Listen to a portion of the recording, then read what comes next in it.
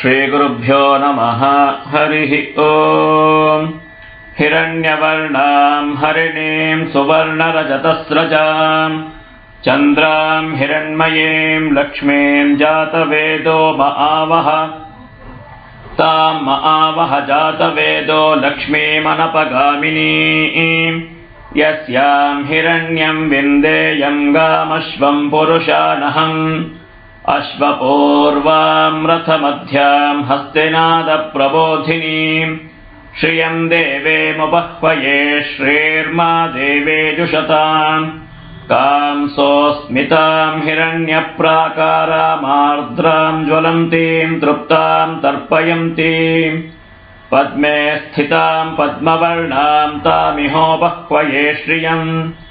चन्द्रां प्रभासां यशसा ज्वलन्तीं श्रियं लोके देवजुष्टामुदारां तां पद्मिनीमीं शरणमहं प्रपद्ये लक्ष्मीर्मे नश्यतां त्वां वृणे। आदित्यवर्णे तपसोऽधिजातो वनस्पतिस्तव वृक्षोऽथ बिल्वः तस्य फलानि तपसा नुदन्तु मायान्तरायाश्च बाह्या अलक्ष्मीः। उपैतु मां देवसखः कीर्तिश्च मणिना सह प्रादुर्भूतोऽस्मि राष्ट्रेऽस्मिन् कीर्तिवृद्धिं ददातु मे। क्षुत्पिपासामलां ज्येष्ठामलक्ष्मीर्नाशयाम्यहम् अभूतिमसमृद्धिं च सर्वां निर्णुद मे गृहात्। गन्धद्वारां दुराधर्षां नित्यपुष्टां करीषिणीं ईश्वरीकं सर्वभूतानां तामिहोपह्वये श्रियम्। मनसः काममाकूतिं वाचः सत्यमशीमहि पशूनां रूपमन्नस्य मयि श्रीश्रयतां यशः। कर्दमेन प्रजा भूता मयि सम्भव कर्दमा श्रियं वासय मे कुले मातरं पद्ममालिनीम्। आपसृजन्तु स्निग्धानि च क्लेतवस मे गृहे निच देवे मातरं श्रियं वासय मे कुले।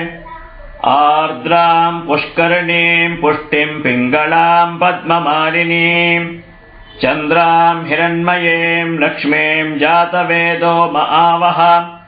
आर्द्रां यःकर्णीं यष्टिं सुवर्णां हेममालिनीं सूर्यां हिरण्मयीं लक्ष्मीं जातवेदो मआवह। तां मआवह जातवेदो लक्ष्मीमनपगामिनीं यस्यां हिरण्यं प्रभूतं गावो दास्योऽश्वान् विन्देयं पुरुषानहम्। पद्मप्रिये पद्मिनि पद्महस्ते पद्मालये पद्मदलायताक्षि विश्वप्रिये विष्णुमनोनुकूले त्वत्पादपद्मं मयि सन्निधत्स्व। श्रियै जातश्रिय आनिर्याय श्रियं वयोजनतृभ्यो ददातु। श्रियं वसाना अमृतत्वमायन् भवन्ति सद्यः सविता विदध्यून्। श्रिय एवैनं तच्छ्रियमादधाति सन्ततमृचा वषट्कृत्यं सन्धत्तं सन्धीयते प्रजया पशुभिः य एवं वेद। ॐ महादेव्यै च विद्महे विष्णुपत्न्यै च धीमहि तन्नो लक्ष्मीः प्रचोदयात्। ॐ महादेव्यै च विद्महे विष्णुपत्न्यै च धीमहि तन्नो लक्ष्मीः प्रचोदयात्। हरिः ओम्।